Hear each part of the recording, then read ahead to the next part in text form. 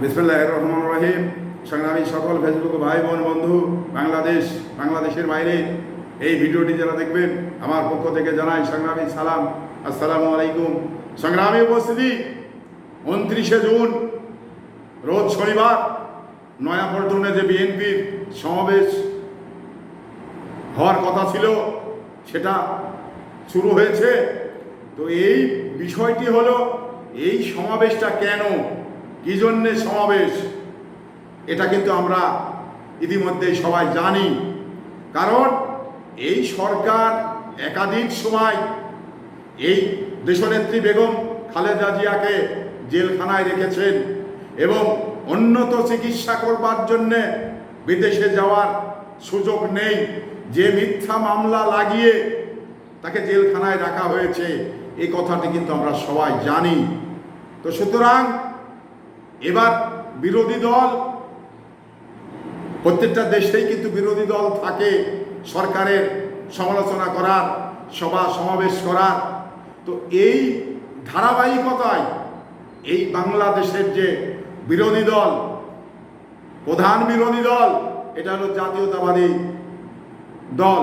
তো সেই দলের একজন চেয়ারপারসন, ওনাকে এই যে মিথ্যা মামলা দিয়ে জেলখানায় রেখেছে আর মৃত্যুর সঙ্গে যে পাঞ্জা লড়ছে, এই মানুষটিকে বিদেশে চিকিৎসা করতে যেতে দিচ্ছে না এই সরকার।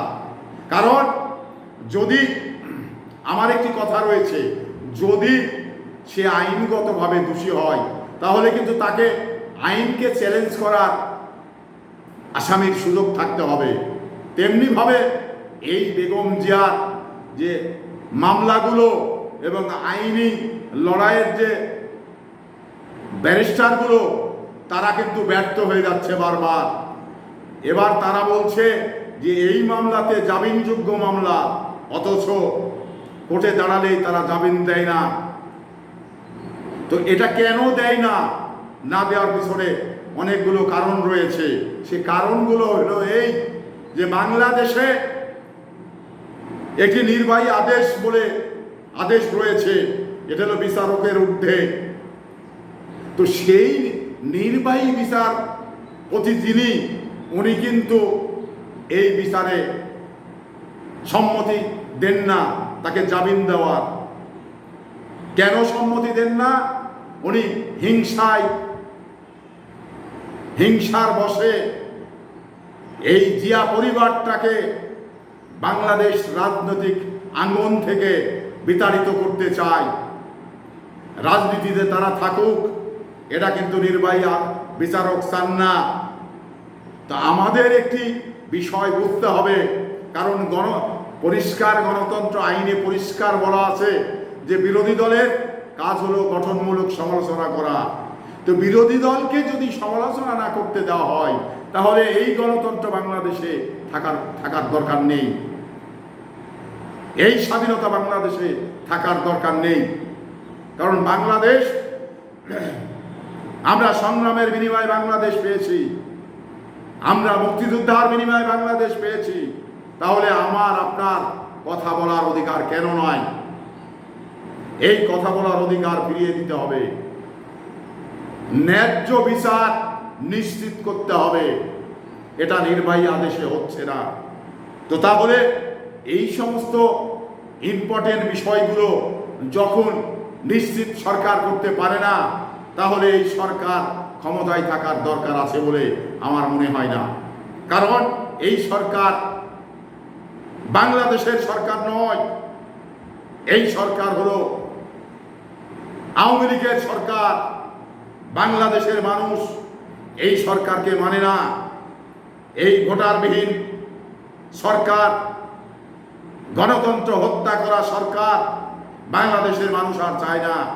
বাংলাদেশের মানুষ চায় জবাবদিহিতার একটি সরকার, নির্বাচিত একটি সরকার, যা সকল ভোটারের ভোটের মধ্য দিয়েই যে সরকার তৈরি হবে, সেই সরকার জনগণ এখন সময়ের দাবি সেটা চায়।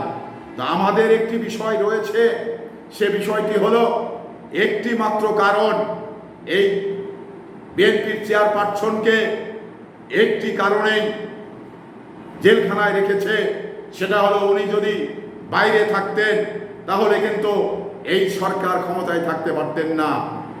একটি মাত্রই কারণে তাকে নির্বাহী আদেশে জেলখানায় রেখে আজকে তাকে মৃত্যুর সঙ্গে পাঞ্জা লড়ছে, মৃত্যুর দিকে তিলে তিলে ঠেলে দিচ্ছে।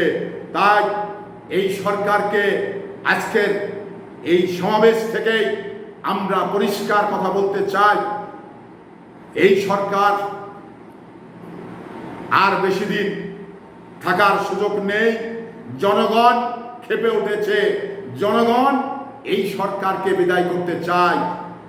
জনগণ, এই সারা বাংলাদেশের জনগণ এই দেশনেত্রী বেগম খালেদা জিয়ার মুক্তি এবং সুচিকিৎসা, উন্নত চিকিৎসা করার জন্যে যে সময় উপযোগী দাবি উঠেছে, এই দাবি মেনে নিয়ে এই সরকারকে ক্ষমতা ছেড়ে দিয়ে নতুন একটি নির্বাচনের দাবি জানিয়ে এবং আমি সবার সুস্বাস্থ্য কামনা করেই বিদায় নিচ্ছি।